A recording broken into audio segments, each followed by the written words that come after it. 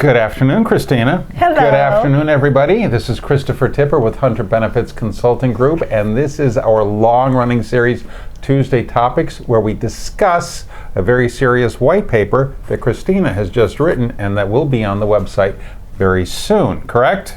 Correct. All right. So today's topic is compensation. Now, at first blush, that seems like it's an easy conversation, but it's not. And everybody likes it. Yeah, well, everybody wants compensation, right. However, all right, so what we're going to do here is we're going to post the white paper in its entirety on the website for you to read. I'm not going to read you the white paper. That would be very boring, all right? What we're going to do is discuss it in Q&A format. Okay. Are you ready for the lightning round?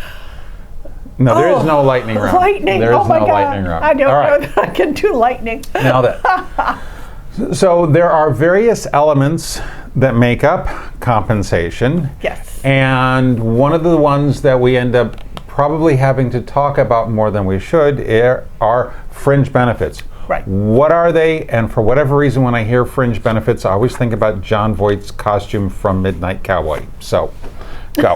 No, it's not that. It's not that. Okay. Okay. Fringe benefits are bonuses, overtime, vacation and sick time that you're paying for. If you're reimbursing an employee for membership at a club. Health club or something? Health All right. clubs, yeah, to encourage. Did you say parking? Yeah, Or parking, transportation, yeah. Transportation Yeah, is in there yeah. too. So, and if they have a company car, that's included as Okay. a fringe benefit. So fringe benefits aren't just the things like moving expenses or life insurance, because it's not part of base pay. It can be considered something like the bonus or the commission or something like that, right? Right. Okay. Now then, I know this is a silly question, but this is the way we're going to start off. Do Okay. qualified plans care about all fringe benefits, and why? No, Oh, you only and care. I read the paper. You only care about the fringe benefits that are taxable to the employee. Ah, okay. Because there are some fringe benefits like workman's comp. The employer pays for all of okay. that going in. There's also some others that, Health insurance. yeah, Ah, okay. Yeah. All right. Now, what would a non-cash fringe benefit be? the company car. Okay. Oh, and I was thinking when we moved out here, moving expenses. Moving expenses would be that. And if your tips are not run through payroll for a Right. waitress, Right. the waitress just takes the money home, well, you can't withhold. Right. Oh, and Deferrals on going that. back to moving expenses, Catherine would not have been able to defer 5% or whatever it was on the moving expenses because the money never ran through our hands that way. Yeah. Right. So you've got to be careful about how you set the plan document up so that you're only including in the definition of compensation things you can actually defer from. In the deferral section. Right, in the deferral section. Yeah. Right. Okay. You can do- Well, I think a lot of times when we do have this conversation with employers, they don't want to be matching on that or giving profit sharing on that or things like that. Yeah, there are some employers who don't want to match or Right. contribute on the basis of overtime. Right. Well, that's true. So then what role does the plan document play when it comes to a participant's compensation? The plan document is going to define the compensation to be used for the different sources of contributions going into the plan and how they're allocated. Okay, so the definition, the compensation that's defined in the plan document is for benefit allocation purposes. Yes. Okay, all right. So what's this 414S test I keep hearing about? Oh, 414S, if you were to exclude compensation in your definition in the plan, you should make sure it passes 414S. That it's a non-discriminatory Sure. definition of compensation. Exactly. Okay. Now, there are types of compensation that you can exclude, and that would be compensation before a participant enters a plan. Yeah, that you don't have to test, right? No, That's right. safe And harbor. the 414S is tested on all employees in one big group, That's right. as opposed to carving out the otherwise excludables. Right, if somebody's coming in early, right. Yeah. Okay. Now then, is the compensation used for allocations or benefits the same that's used for testing? Can they be different? Doesn't have to be. Oh, they don't have to be. So if you're not passing, let's say you use everything, Okay. and you're not passing your testing Right. based on that, you can run through the 414S to see what you can exclude and still be within government requirements. So an employer could be allocating match or profit sharing on all comp. Well, let's say we're failing the matching contribution. Right. All right. So the match is failing, but if we were to exclude overtime, because maybe only non-highly compensated employees had overtime. Okay. Yeah. If we were to exclude from testing, From testing past 414S. but it won't pass 414S. Why? Only the non-highly compensated are Oh, that's right. I receiving need to do it the overtime. other. Oh, shoot. You want to do And if you exclude comp, you increase the percentage. right.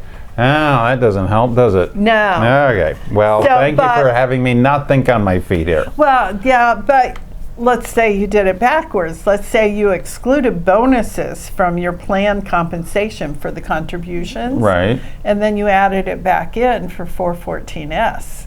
Your highly compensated would have a lower percentage of total pay. Oh, the other way would. Oh. Did you know that, Filippo? No. I didn't know. Okay. Yeah. All right. So now then, when is Section 415 compensation used? That's different than 414S test. And can we alter the definition of compensation when determining who is a highly compensated employee? I threw another question yes, or two you in. did. Okay. Wow. So when is Section 415 compensation used? Section 415 is used to determine highly compensated employees and key employees. You don't exclude anything when you're determining those. You're going to use it for the 410B testing. Right. You're going to use it for top-heavy allocations. When you're doing an allocation, if you're top heavy, right? If you're top-heavy. And the annual additions. Okay, Determining right. the annual additions for the year. Right, okay. Yeah. Now then, and obviously Section 415 compensation is all comp, so we're obviously passing testing with there. We're not, right? It's a 415, yes. It's a safe harbor definition of compensation. We've been talking about compensation that we can change. Can we change the definition of compensation that we're using to determine who a highly compensated employee is? Not for that. No, I knew that one. But you can do it for your testing, your 401A4 testing, Right. benefits and allocations, and you can change it for purposes of 410B when you're doing the average benefits test or the 401K, 401M testing. Okay. The thing is, if you decide to use a different definition for your testing, it's across all testing. Ah, okay. All right. You didn't think it'd be that easy, did No, you? of course not. Now then, is there a downside to just sending a service provider one number for each participant's compensation? Yes, you've tied their hands. You put them in a little cage and they can't do their jobs. We can't go and pick and choose what comp we want to exclude. Exactly. If you only have one goodness. number, then you don't know what the different facets of the compensation are. So as you try to kaleidoscope in on the best You like the word kaleidoscope I do. today, don't you? Today's word of the day is kaleidoscope. As you try to home in on the best compensation, you For need testing. all of those different parts. Well, Yes. that's great. Okay, thank you very much. All right. Okay. Now, there are 5 things that we need to remember about compensation, right? We I like did it. add that. No, we're talking about testing.